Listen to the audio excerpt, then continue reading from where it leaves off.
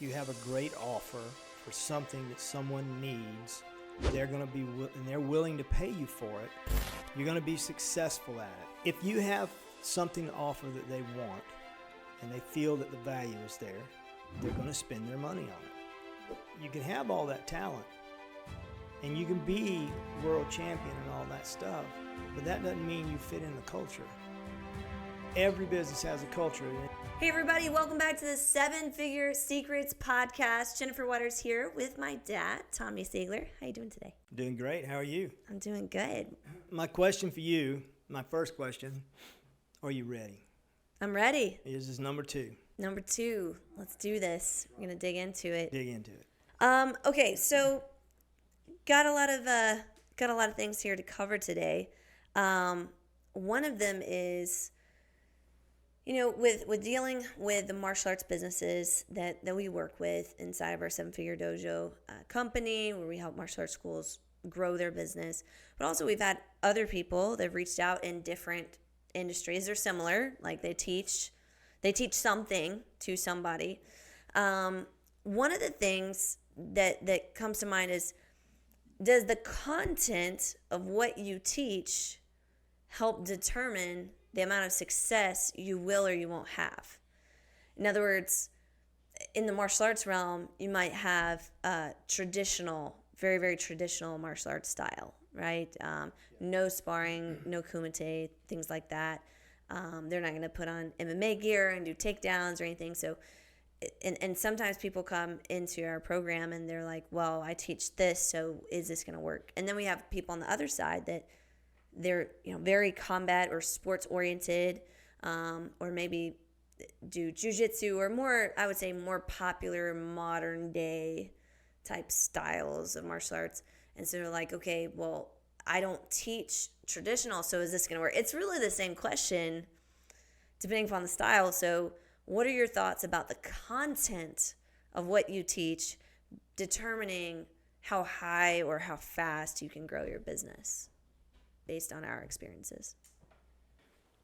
Man, I don't even know if I want to answer the second and third question, because this is a tough one starting out, but that's good. I don't know that, just speaking strictly from the business side of things, I think that if you have something to offer, if you have a great offer for something that someone needs, they're willing to pay you for it, you're going to be successful at it. Whether it's selling lemonade, watermelons, which is stuff I did when I was growing up. Didn't sell lemonade, did sell watermelons on the side of the road. But if you have something to offer that they want and they feel that the value is there, they're going to spend their money on it. I mean, I wouldn't go out and buy an Xbox. Right. I don't have no use for it. So they're not going to get my money. But if someone has use for things, they're going to be able to make it compelling for someone to purchase those things. And so I know that's kind of skating around the issue, but when you're talking about if you teach, we have traditional martial arts schools in 7FD. Yeah. And they do well. They do. We have more modern schools. We have schools that all across the spectrum of martial arts, and they're all doing well because they have unique things to offer. So I think the answer would be, yeah, you can, as long as you have and you can put together a system, a way of teaching things that compel people to come, and you can get them in your door and they see the results that they want on the floor, training, people doing whatever, they're going to come. Different people want different things.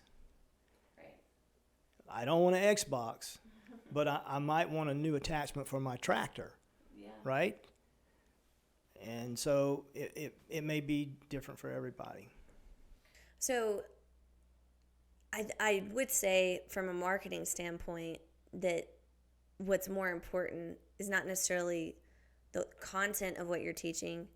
It's more important to identify who your ideal customer is more than anything else, because that's a mistake that I see a lot of people.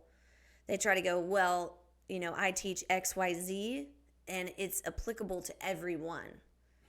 Right? Because if I apply it, if I can teach something that's more applicable to everyone, then everyone will want to come. That's more than one, right? So everyone, every single person will want it. But it's really, it feels counterintuitive. But the more that you can select who you want to really focus, then all your marketing, all your things can wrap up around that. And we saw a huge change in our success when we went from having something for everyone and just going all in on, we chose to go all in on kids.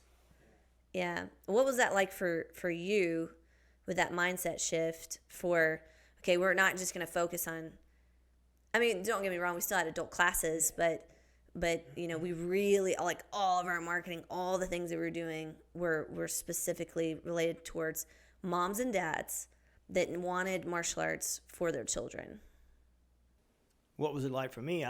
For me, it was, I was okay with it because we had gone back and forth with that idea for a while. And, you get excited about one thing one day, and then the next day you get excited about something else. Maybe you had 5 new adults come in, and that's kind of a rarity sometimes in some schools and stuff. And you say, oh man, we're getting adults in the school. Let's go ahead and just start advertising for adults. Yeah. But when you do that, you're not necessarily, you're fishing in the wrong pond, because you're not even fishing in the water. You're just throwing something out there and hoping somebody bites on it. Yeah, we work with kids. Yeah, we work with teens. Yeah, we work with adults. Well, that's true in our business. We do that. But we focus on kids. We focus on the kids. A lot of our adults are parents. Mm-hmm. And they have friends. And some of them are sitting on the bench, and some of them are saying, I know somebody that would really like that. Do y'all have adult classes? Because they don't have kids, but y'all work with the kids so well. And the other classes with the adults are doing real well. So, and they refer adults to us when that adult may not even be married. So, for me, it wasn't that big of a deal to switch over. Now, 15, 20 years ago, it would have been a big deal, because my mindset back then was a whole lot different. Right. And being able to bring what we do to the community and try to help people in the community is beyond the martial arts, but the martial arts are the vehicle. Yeah. So. And I think also for us strategically, you have to think about what is going to be your goal for who you're teaching. If you're wanting to teach adults, this is what I say when I'm coaching my, the clients that I have that I coach 1-to-1, or in the master classes where we have everybody come in, is when you are teaching to adults and to that group of people, you have to understand the lifetime value of that student typically is going to be a lot lower than the lifetime value of a kid, because you might have a child who starts class with, let's just use 5 years old. Let's say they start at 5 and they go from 5 years old to the time they graduate high school. That's 13 years of training. And we've taken kids through that. Many children have done that now in our school since doing this. So you have a 13-year lifetime value where this student, they're receiving good quality martial arts training. They love what you do. They're in it. They've got 13 years of training.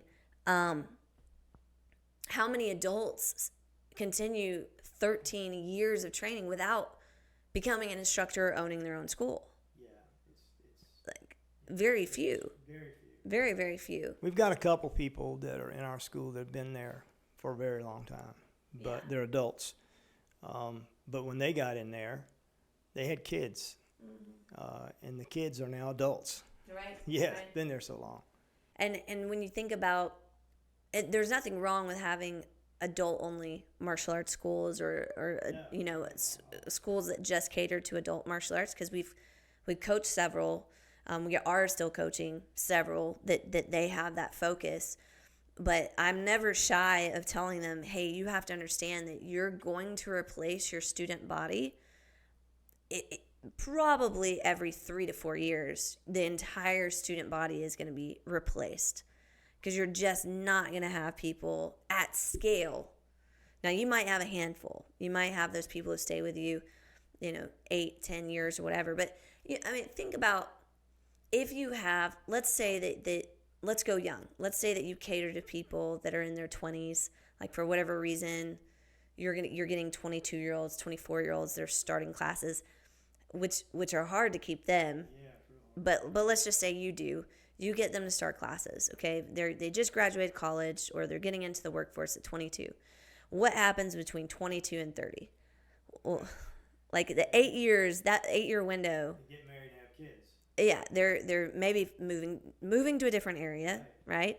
Let's say they stay in the same area. Well, they start dating, they get engaged, serious relationship.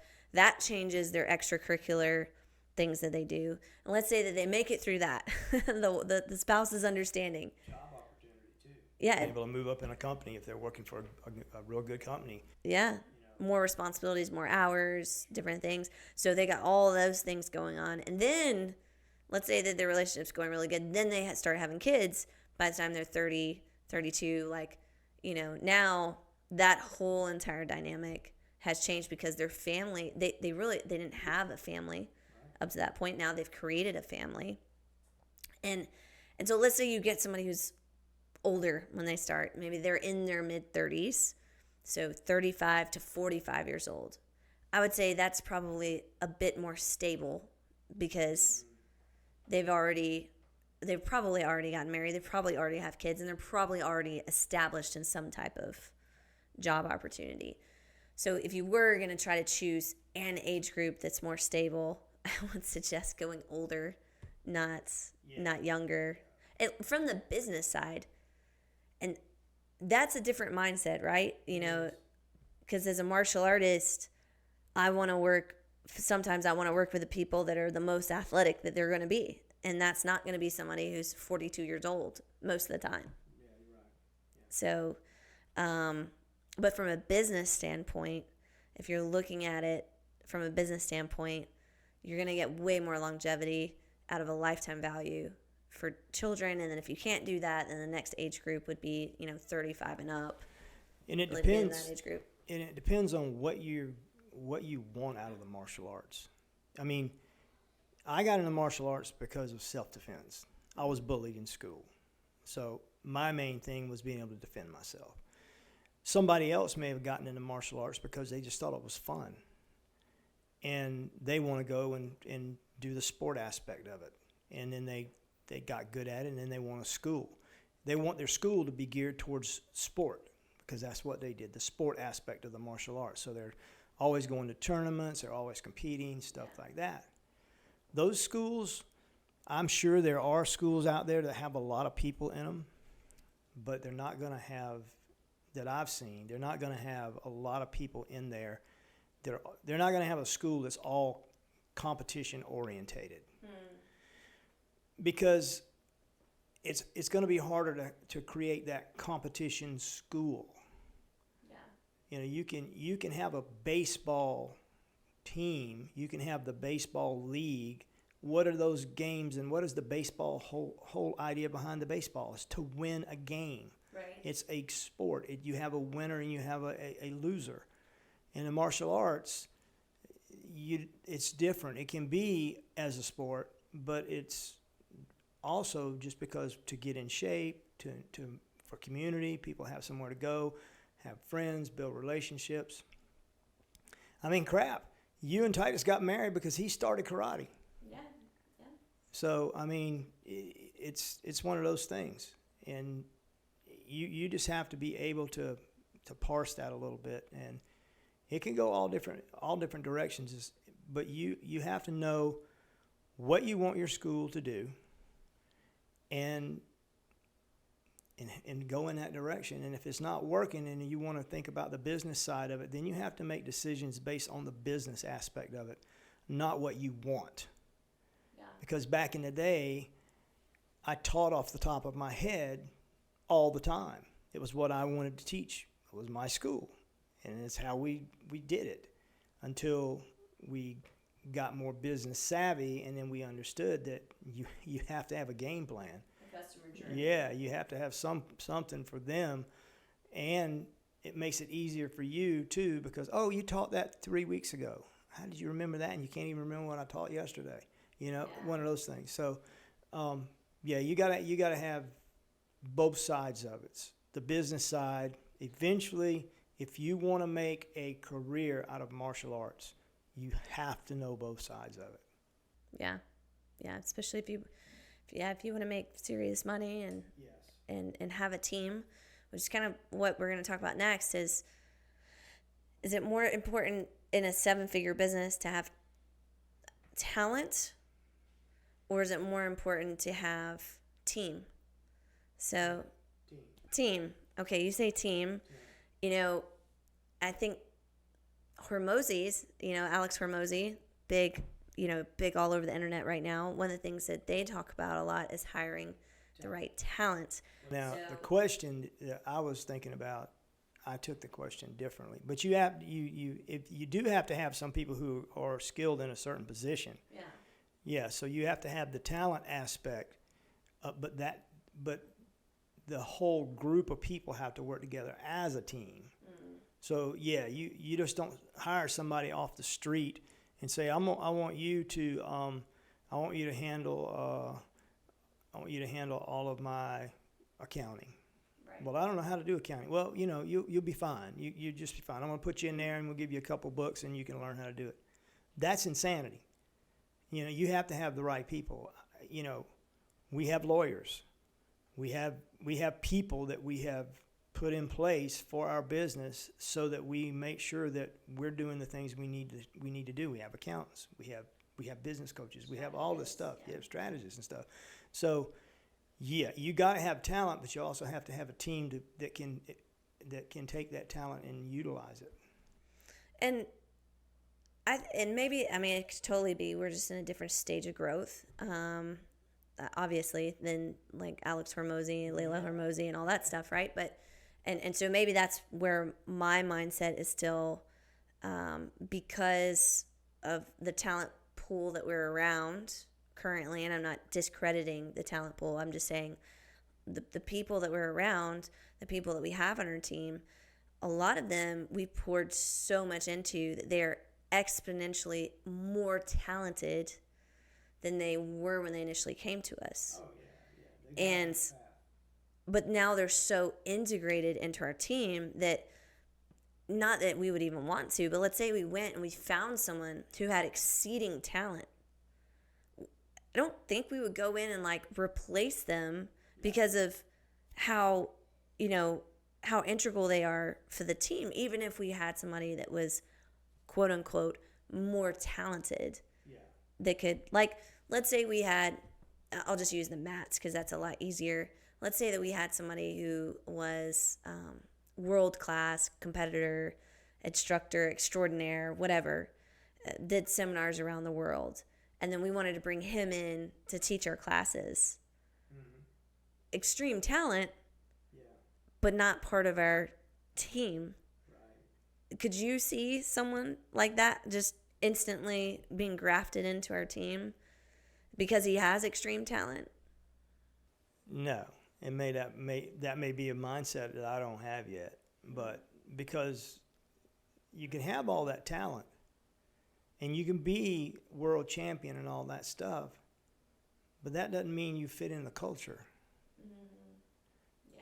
Yeah. Every school has a culture, and people who say they don't have a culture, they don't even understand what culture is. Yeah, in every business, yeah. Every business has a culture, and there's two types of culture. That's the culture that grows organically, and the culture that you cultivate, that you treat like a farmer. You go out and you make sure that culture, you know what you want it to be, and you push it in that direction.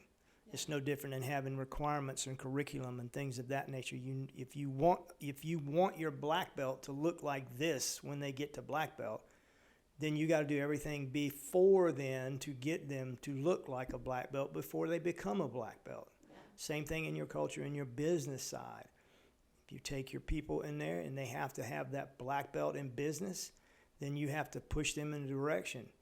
Everybody needs to be learning on the business side of it just like they learn on the mat, because we're always having to learn. If you don't learn things, you don't move forward. It's just that simple. Yeah, there's definitely a lot to be said about trying to. I think it's always been easier for us to try and find people that were, and maybe it's because of our culture of training people. We've always found people that were like diamonds in the rough. Yeah. That they just had an interest. Like we took their interest that they had in that particular area, polished up all the rough edges around it, and now they're just shining. Yeah. And it wasn't like we're great at finding talent. I don't know that we're great at that. I think we're great at teaching people how to be talented. That's a different mindset towards that. Totally different. When you find somebody who has potential, right. That's what you're talking about. Yeah. You're talking about potential. You see it in them. And we've seen it. I've had students before that are just on the mat and way back in the day, and they had a potential. I had one young man, he was really good at sparring. He had potential to be a really good fighter, competition type fighter. He didn't want to do the hard work. He would not do the hard work. All he wanted to do was get in there and have a little bit of fun, but he wouldn't train like he was supposed to train. He wouldn't do the repetitions that it takes to make yourself better. He wouldn't do the cardio aspect that a fighter needs. He just wouldn't do the elements that were hard to do. But if you don't have all of those elements, then you don't make yourself better. You don't shine. So yeah, you gotta have that. You gotta have the ability to be able to find that diamond in the rough, as you call it, and then nurture them. And you also have to be able to see the potential in someone. And potential is just that. It's just you see what they could be, and by nurturing them and by talking to them and by using your leadership skills with them, try to get them to move in that direction if that's where they want to go. And usually a lot of people say, yeah, I want to do that. I want to, till it gets complicated, till it gets a little harder. Right. And, hard things are tough to do sometimes. Do you think that as someone who's trying to grow a small business would need to lean in to that skill set of finding those diamonds in the rough more so than trying to go through tons and tons of resumes and try to find the top talent and then maybe break their bank account by offering a role that they barely can pay? Because I've seen people do that too. Like they bring in what they would consider top level talent, and they're paying them just as much as they are as an owner getting profit, which seems insane to me. But yeah, I don't see that. I don't see that happening. I mean, if you're just starting out in any business, especially in martial arts, but in any business, you're going to do. First of all, you're not going to know what to do. Yeah. Because unless you come from a business background, then you're going to have to learn the martial arts side or whatever side of a business you want to create. And then you'll know, and then you'll figure out, well, the business side of me would say, well, I can't afford to hire a top salesperson because the money just is not there. Mm. So I'm going to have to learn how to be the salesperson and the janitor. Yeah. Right? And I clean the place in the morning and I sell the programs at night. And that's what we did. Yeah. So you have to do that. And then when you can make it functional for you to be able to move up a level, then you can move up a level. I mean, we could it'd be nice. I mean, it's kind of like, okay, well, you know, what if we wanted to build us a building? Well, yeah, that'd be great. Let's go build us a building. Mm-hmm. Well, why would we do that? Does it make sense? If we spent millions of dollars to build a building and put all that burden on us on the back end when it was not necessary where we are now. Yeah. So incrementally, you move forward. Sometimes you can take the big leaps and bounds. Someone comes by, you've built your business up, and maybe in the beginning you say, I'm building this martial arts school up, so when it gets to we're making a lot of money, I'm selling it. I'm walking out. Boom. Mm-hmm. That's fine if you want to do that. But if you don't, then you have to build it and you have to keep it. And if you want to build it up and then sell it, maybe you spend that money up front to get it to where it's, if you have it, to be able to increase the students, increase the value, do all these things that you can do. But slow growth is steady growth, and it's what we've been doing. Right. We talked a little bit about this the last time on our last podcast, but 50% of all businesses fail within 5 years, 34% make it to 10 years, 25% survive to 15 years or more. What do you think causes martial arts businesses to fail? Like, I mean, there's so many things that cause martial arts businesses to fail. But if you had to narrow it down to 3 or 4 things that you think were like, okay, we're on top saying all those martial arts businesses, 50% of them fail, within the first 5 years. So what do you think would be those main causes? Well, there are a lot of them, like you said. There's several things why things fail.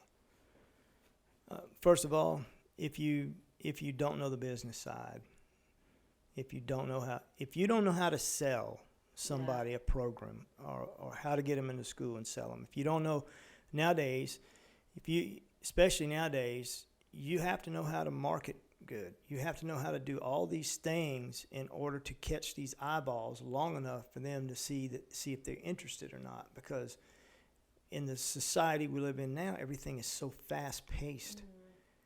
Mm-hmm. You have people trying to do everything, and they're doing everything, and they're not getting good at anything because they're not focusing on one thing for any period of time. When you do a baseball season, a football season, a soccer season, I'm not saying you don't get any benefit out of that. They're different sports, but there's always a downside to some of that too, unless you're really, really good. If you're doing those sports and you really want to be into that area, then when you're not playing baseball and you're like a kid, then you need to be going to somebody who can train you in lifting weights and train you to be a better baseball player or football player or soccer player, whatever it is, instead of just playing. Yeah. You need to find something you like and take it serious and move forward with it. But failure comes from either not knowing the business side or not knowing the product side or the service side. Well, most people, I would say most martial arts businesses, they feel like they know the martial arts because they studied it. Yes, and I did too. I thought I knew the martial arts. I have very high level black belts in several systems, and I have my own system. So I knew martial arts, and I could teach martial arts. But knowing martial arts and teaching martial arts and being able to teach martial arts better is a different thing. Yeah. If you know martial arts and you can teach martial arts, that's fine. But if you're not focusing on making your teaching, your instructional aspect of it better. I mean, I've been in schools where they have lots of students and they teach, but they're just not.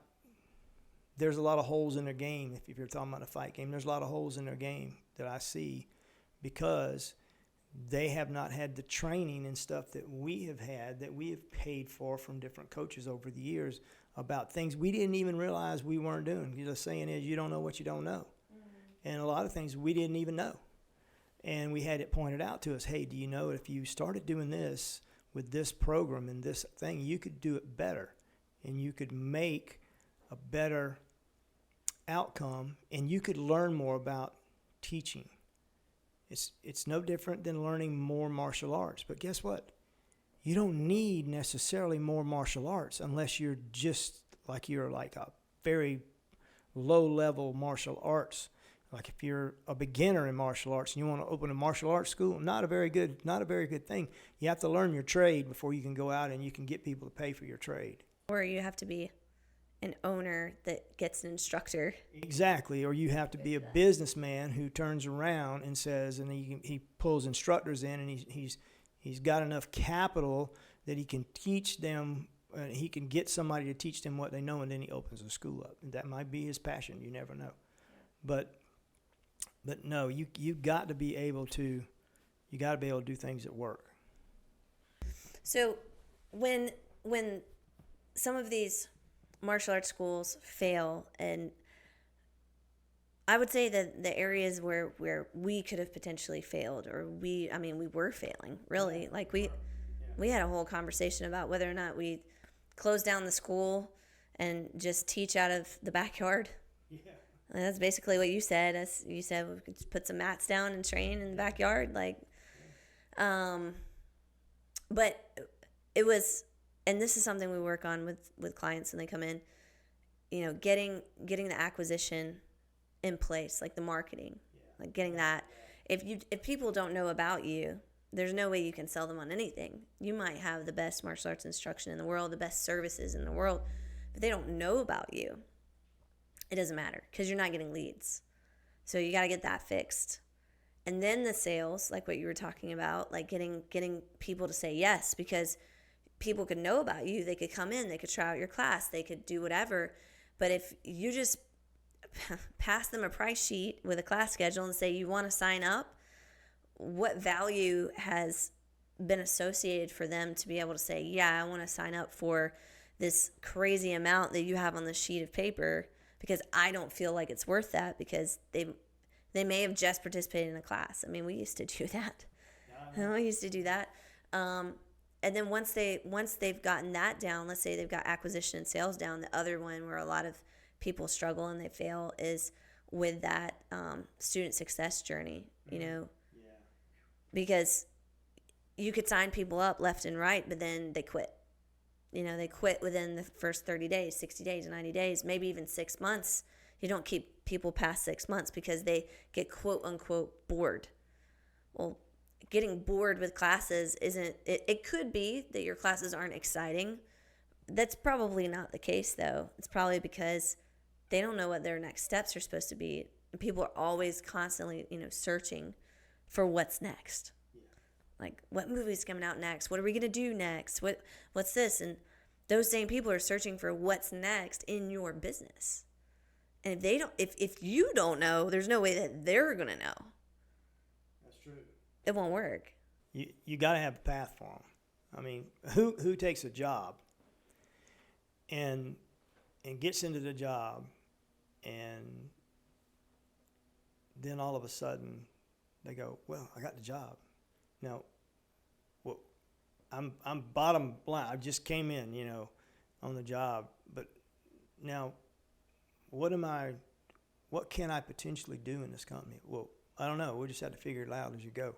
Yeah, like that person's going to be like, well, I guess this is not a place where I could really move up in the company. Yeah. You gotta make sure you know what you're doing. I mean, I took a job once with a company, and when I took the job, I wasn't smart enough. Wasn't smart enough back then, savvy enough, I guess you would say, to even know anything about it. Other than this was a job, I needed a job, right? I'm taking a job. I'm driving a truck. I'm delivering stuff for this heat and air company. Well, they told me when they hired me, said, here's the path. Here's the path we want to put you on. Right from the beginning, when they hired me, You're on the truck. You learn where to go, all this stuff. You're delivering stuff. You're just taking stuff and deliver it. Then we're gonna put you in a warehouse. You'll be taking the stuff that comes in off the trucks. You'll be putting it where it's supposed to go. You'll get to know what the material that we sell, all the stuff that we sell. Then we're gonna put you on a counter, the sales counter. You go on the sales counter. You learn how to, it wasn't back then. You learn how to sell stuff. People were coming in the door with contractors needing stuff. So they wanted to buy it. So it wasn't like you were standing up. Hey, let me tell you the features of this air conditioner. They said they would come in and they would, it's a parts house, right? So they would come in and tell you what you need. And if you didn't have it, you ordered it. Right. And then the next part was to be in the office as a clerk in the office. And then the next part was outdoor sales. Going to different people. Yeah. So I went from truck, warehouse, counter, pricing clerk, and I quit. You quit. It's a good thing you did, I guess. Well, and here's the reason why I quit. Truck, warehouse, counter sales. I was always moving, always doing something. I was using my head and I was using my body. Pricing clerk, this was back in the 80s now. We didn't have computers like this. I had a big old calculator, and I had a book that was literally this wide and had thousands of pages in it. And when the invoices, they were handwritten invoices with numbers on them, we would get all of those. So we had to look at the accounts. We had to look up the merchandise. We had to price it because I was a pricing clerk. I had to price it out correctly, and I had to charge it to their account. Oof, man. I feel like there's a lot of martial arts schools that still run in a 1980s SOP or standard operating procedures. Yeah. I mean, literally, I thought, and this was a big company, and they said, well, you get into pricing clerk, and we can get you on outdoor sales, but you got to get through the pricing clerk part. And I said, well, I can't sit still that long. See, I can't even sit still here. So I just said, look, if you can't put me back on the warehouse, I said, I'll get back on the truck. I can't pay you what I'm paying you. I said, fine, I'll take a cut and pay. Well, no, you'll be dissatisfied and you'll quit. And I said, well, if you don't take me off the desk, I'm done. Yeah. I can't do that. So he said, well, I can't do that. And I said, well, that's fine. I appreciate the job, and I got to go somewhere else. Wow. So I went somewhere else and found another job. Yeah. And then years later, the school came along. Yeah. So, okay, so that even in the 80s. I'm sorry, that was in the 80s. Late 70s, 70s, late 70s. Okay. That was my first big job. Like real. I moved from a small town of Moncks Corner to Charleston. That was my first big job. Right there. Okay. Crazy. So, kind of talking through like standard operating procedures and all that. Like that company had standard operating procedures that you were just talking about. On the top of the scale back then. Yeah. They had everything they needed. That's how you did it. There wasn't anything else coming out. Yeah. That already jumped on it because they had the money. Yeah. But today, we're seeing a lot of martial arts businesses still operate like maybe let's say not 1970s or 80s, but like with 90s, standard operating procedures, or there's technology out now that can manage your students, like your student database, your list of people that does automatic billing. And there's still martial arts schools that take everybody's credit and a card number and then, type it into Square or type it into Stripe or whatever it is. And they might have 50 to 100 students. It's taking hours to type in those numbers and paying higher fees and doing all that. I think what puts people in that area is that, and we were there too. So I'm not saying we're no better than anybody else in the martial arts industry. We had to start, we had to learn, we had to move forward. But what helped us was painting the picture for the future. Being more on the vision side than the practical everyday side. Being able to see where you want to go and how you're going to get there instead of being in the day and in the day to day. You got to have both. You got to know where you want to go. It's like, okay, Kids go to school. What are they going to do when they get out of school? They're going to go to college. What are they going to do? Well, they got a couple of years that they can do some core curriculum so they can figure out what they want to do, and then they can take that and you can move down that path and do that. And if you get out and you get a job doing that, you like it, fine. If you don't, you go back and get educated about doing something else and you move on. But at least there's a path for kids to do that. Whether it's good, bad, or ugly, it doesn't matter. It's a path that's been put there.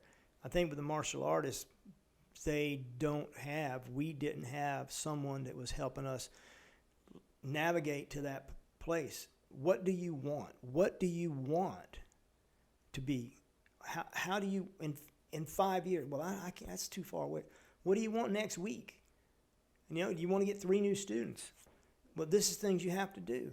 Where do you want to be? If you could get 1 student a week, that's 52 new students in a year. Are you going to be able to put them in this 1,000 square foot space that you have? Is your parking lot big enough to service all of those people that you're growing into? You have to think about all those things. And I think that just being in the here and now and not seeing a whole lot ahead is where a lot of schools are. But if they would try to plan ahead for the big picture, even if it was a dream, that's what I did. I had no idea. When I took my first martial arts lessons back then, I said, oh my gosh, I want to be able to do this. I want to be able to teach people karate. 13-year-old kid thinking, I want to teach people. But we all have silly dreams. And then, as I got more into it, I was always wanting to do more. I was always wanting, I want to have school one day. I want to have school one day. But I got to learn this and this and this. I even knew back then what I thought I needed to do to get better in the areas I needed to get better so that I could be a well-rounded martial artist, so that I could teach other people. Yeah. So, but I just didn't know anything about business. Yeah.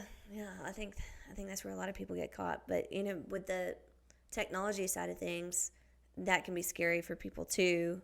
Kind of trying to figure out, how that needs to be incorporated and what you need to do. But there's so many different resources and so many different things now that really, to be honest, the difference that I see in working with different clients is how open-minded or closed-minded they are.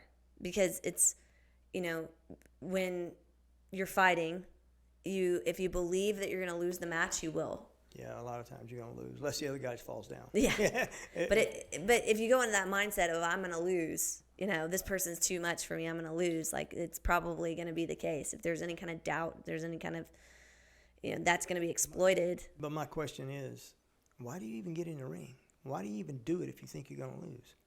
That's a mindset that I can't even fathom myself at all. I think some people feel pressured and want to please other people.